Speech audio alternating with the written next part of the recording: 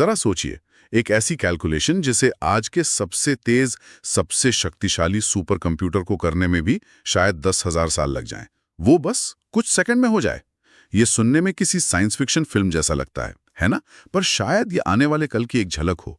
आज हम जिन स्रोतों पर बात कर रहे हैं वो हमें क्वांटम कंप्यूटिंग की दुनिया में ले जाते हैं, एक ऐसी टेक्नोलॉजी जिसे अक्सर भविष्य का सुपर कंप्यूटर कहा जाता है।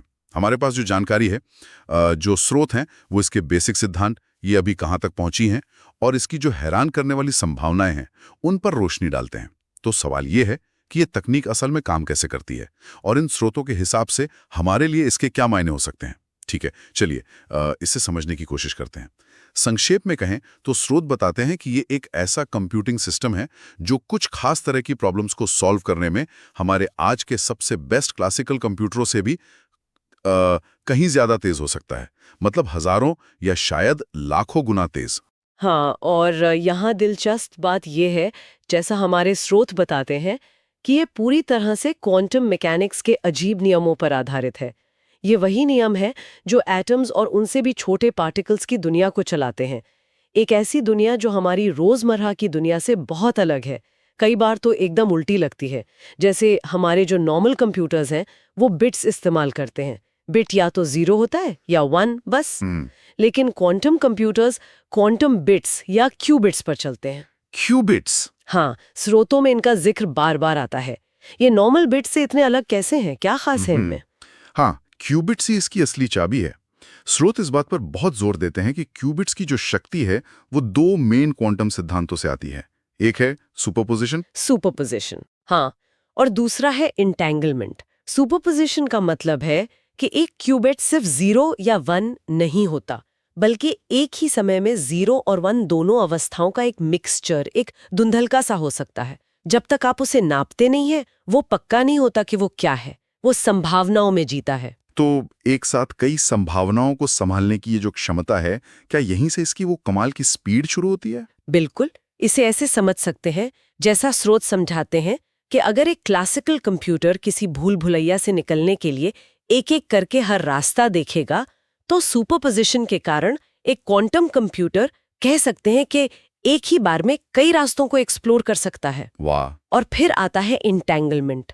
आइंस्टाइन ने भी इसे कहा था spooky action at a distance, मतलब कुछ डरावना सा, दूर से होने वाला एक्शन। स्रोत समझाते हैं कि जब 2 या ज्यादा क्यूबिट्स इंटेंगल्ड होते हैं तो वो एक तरह से जुड़ जाते हैं। एक की अवस्था बदलने पर दूसरे की अवस्था तुरंत बदल जाती है, चाहे वो कितनी भी दूर क्यों ना हो। तुरंत? हाँ, तुरंत। तो इन दोनों चीजों का मेल, सुपरपोजिशन और इंटेंगलमेंट, यही क्वांटम कंप्यूटर को कुछ खास तरह की गणनाओं के लिए वो अकल्पनीय शक्ति देता है। ये सिर्फ तेज होना नहीं है, ये कैलकुलेट करने का एक बिल्कुल नया फंडामेंटली अलग तरीका है। सुपरपोजिशन और एंटेंगलमेंट सुनने में ही भविष्य जैसा लगता है, लेकिन स्रोत ये भी साफ करते हैं कि ये सब करना इतना आसान नहीं है ना? हाँ, बिल्कुल नहीं। स्रोत इस बारे में बहुत स्पष्ट है कि ये तकनीक अभी भी अपने एक्सपेरिमेंटल स्टेज में है। शुरुआती दौर में इन क्यूबिट्स को बनाना और फिर उनकी वो नाजुक सी क्वांटम अवस्था को बनाए रखना, वो बेहद मुश्किल काम है। ये बाहरी माहौल के जरा से भी शोर के प्रति बहुत सेंसिटिव होते हैं, जैसे तापमान में हल्का सा बदलाव या जरा सी कंपन। अच्छा। उससे उनकी क्वांटम अवस्था बिखर जाती है। इसे डीकोहेरेंस कहते हैं। डीकोहेरेंस?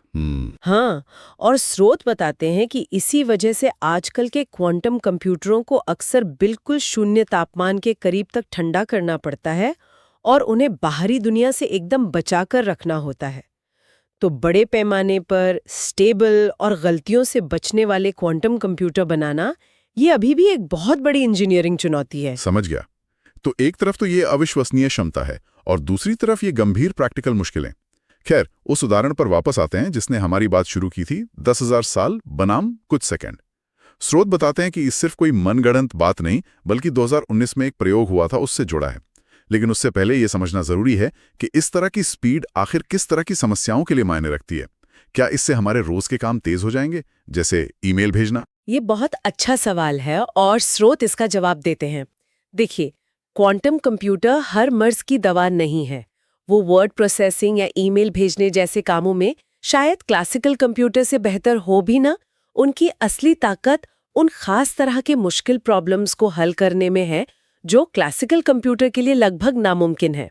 क्यों? क्योंकि उनमें संभावनाओं की संख्या इतनी तेजी से बढ़ती है कि क्लासिकल कंप्यूटर संभाल नहीं पाते। तो वो कौन सी समस्याएं हैं? स्रोत कुछ खास एरियाज का उदाहरण देते हैं, जैसे बहुत जटिल अणुओं मॉलिक्यूल्स का व्यवहार समझना, उनकी सिमुलेशन करना, या फिर बहुत बड़े डेटा सेट में पैटर्न खोजना, जिसे ऑप्टिमाइजेशन प्रॉब्लम कहते हैं, या फिर बड़ी बड़ी संख्याओं के गुणनखंड करना, मतलब उनके प्राइम फैक्टर निकालना। वो जो 10,000 साल वाली गणना थी, वो इसी आखिरी वाली श्रेणी की समस्या का एक उदाहरण थी, जिसे हम क्रिप्टोग्राफी के संदर्भ में देखते हैं। तो ये खास बेहद जटिल समस्याओं के लिए एक बहुत शक्तिशाली औजार है। हमारे स्रोत किन संभावित एप्लीकेशंस पर सबसे ज्यादा जोर दे रहे हैं? कौन से क्षेत्र हैं जहां क्रांति आ सकती है? स्रोत कई ऐसे क्षेत्र बताते हैं जहां क्वांटम कंप्यूटिंग का बहुत गहरा असर पड़ सकता है। पहला है आर्टिफिशियल इंटेलिजेंस यानी एआई और मशीन लर्निंग। स्रोत बताते हैं कि क्वांटम एल्गोरिदम डेटा में ऐसे जटिल पैटर्न ढूंढ सकते हैं जिन्हें क्लासिकल तरीके शायद पकड़ ही ना पाए। अच्छा। हाँ, इससे बेहतर एआई मॉडल बन सकते हैं, ज्यादा सटीक भविष्यवाणियां हो सकती हैं और शायद मशीन लर्निंग के बिल्कुल नए रास्ते खुल सकते हैं। सोचिए कि एआई मौसम का पूर्वानुमान और भी सटीक लगा पाए या फाइनेंशियल मार्केट के ट्रेंड्स को बेहतर समझ पाए। बेहतर एआई और स्रोत शायद दवाइयों के क्षेत्र, मेडिसिन का भी जिक्र करते हैं। हाँ, चिकित्सा और मटेरियल साइंस यानी नई सामग्रियां बनाना, ये एक और बड़ा एरिया है जिस पर स्रोत काफी फोकस करते हैं। क्वांटम कंप्यूटर अणुओं और केमिकल रिएक्शंस के व्यवहार को इतनी सटीक तरह से सिमुलेट कर सकते हैं जितनी पहले कभी मुमकिन नहीं थी। इसका मतलब है कि हम नई दवाएं और टीके शायद बहुत तेजी से डिजाइन और टेस्ट कर पाएंगे। मतलब लैब में सालों की टेस्टिंग से पहले ही कंप्यूटर पर पता चल जाएगा। हाँ। स्रोत बताते हैं कि किसी दवा का शरीर पर क्या असर होगा, उसे कंप्यूटर पर ही सटीक रूप से मॉडल किया जा सकेगा। इसी तरह ये हमें बेहतर गुणों वाली नई चीजें बनाने में मदद कर सकता है, जैसे ज्यादा कुशल सोलर सेल या बेहतर कैटलिस्ट वगैरह। नई दवाएं और नई सामग्रियां बनाने का तरीका ही बदल सकता है। ये तो सच में बहुत बड़ा बदलाव होगा। लेकिन स्रोतों में क्रिप्टोग्राफी का जिक्र कुछ अलग तरह से है ना? बिल्कुल। उसमें कुछ चिंताएं भी शामिल हैं। बिल्कुल। क्रिप्टोग्राफी का मामला, जैसा स्रोत बताते हैं, वो एक दो-धारी तलवार जैसा है। आज इंटरनेट पर हमारी ज्यादातर सुरक्षा, online banking, secure messaging, data encryption, वो ऐसी गणितीय समस्याओं पर टिकी है जिन्हें क्लासिकल कंप्यूटरों के लिए हल करना बहुत बहुत मुश्किल है, जैसे कि बहुत बड़ी संख्याओं के प्राइम फैक्टर खोजना। हाँ, ये तो सुना है। तो स्रोत इशारा करते हैं कि एक बहुत फेमस क्वांटम एल्गोरिदम है जिसे पीटर शॉर ने बनाया था, शॉर का एल्गोरिदम कहते हैं।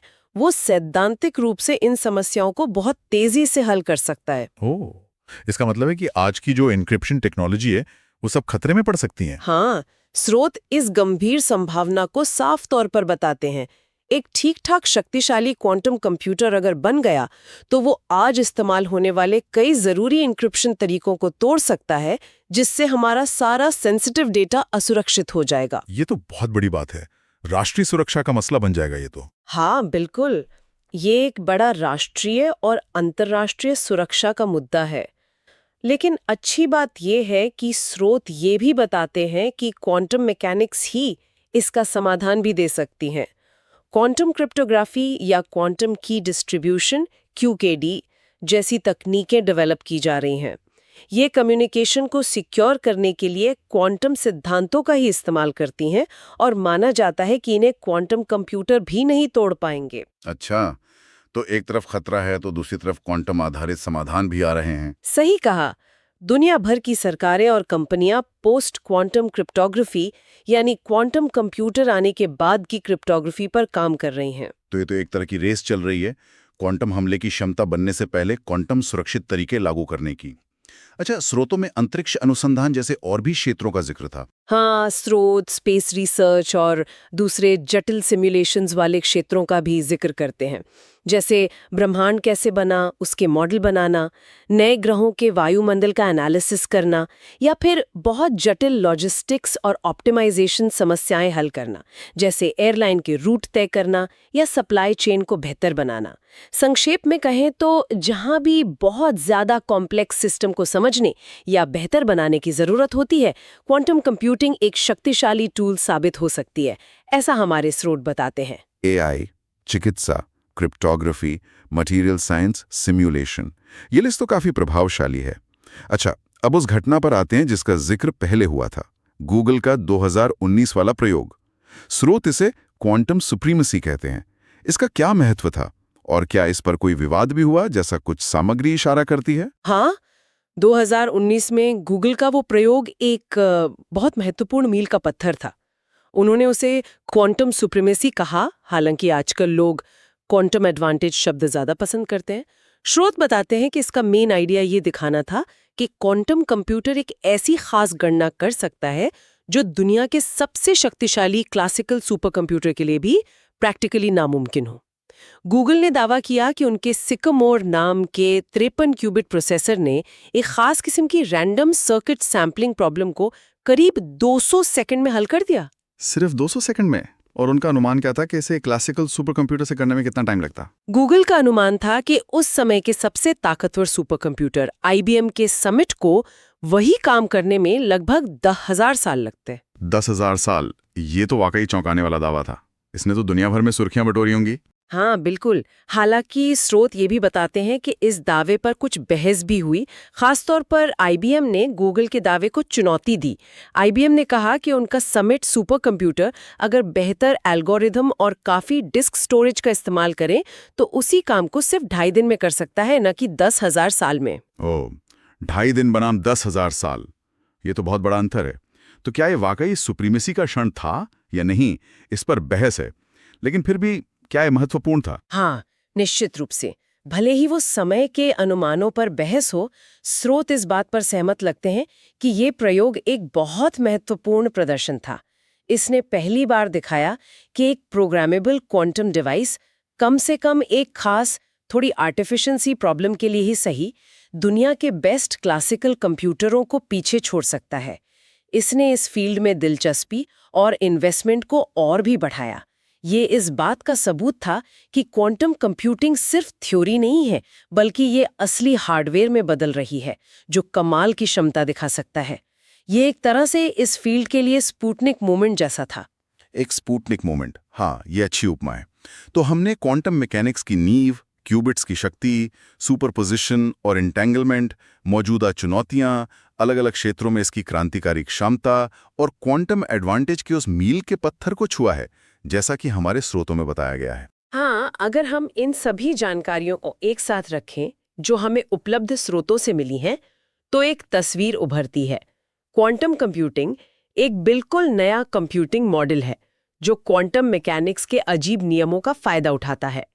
सुपरपोजिशन और इंटेंगलमेंट इसे कुछ खास तरह की गणनाओं के लिए अविश्वसनीय गति देने की क्षमता देते हैं। ये अभी भी काफी हद तक एक्सपेरिमेंटल है। क्यूबिट्स को स्थिर रखना, गलतियों को कंट्रोल करना, ये सब बड़ी चुनौतियां हैं। लेकिन इसमें AI, दवा खोज, मटेरियल साइंस और क्रिप्टोग्राफी जैसे बड़े क्षेत्रों में क्रांति लाने की अपार क्षमता है।